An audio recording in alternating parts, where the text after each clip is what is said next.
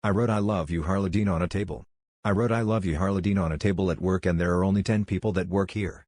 Then the next day someone else had written I also love Harledene under what I had written, with an arrow pointing down.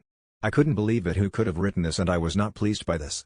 Then the next day another person had written I also love Harledene underneath the two other I love you Harledenes. I was becoming worried by this and I wanted it to stop. That day our manager had something important to say to all of us. There was a young person next to him and the younger person seemed to be about 20. The young person was a guy and my manager started to congratulate the 20-year-old for working for 60 years with the company.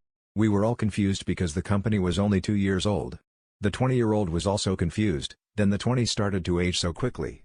He aged so badly that he was no 80 years old, and he now had a pension and the 20-year-old guy wanted to go back to being 20 but it was irreversible. Then at the table where I had first written I love you Harledene I had now found more people had written we also love Harledene and it had covered the whole table. I was terrified because I thought that only I had loved Harledene. It seemed that many more people had also loved Harledene. Then as the table got covered with we also love Harledene another supposed had hit me at work. One of my colleagues had we also love Harledene all over her face. I hid that table as they would be retrace it back to me as I had first written it.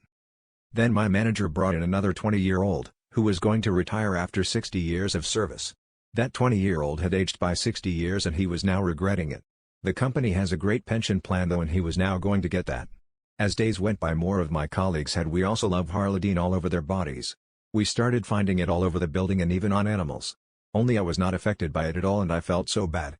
It was just an innocent thing to do to write I love you Harledene.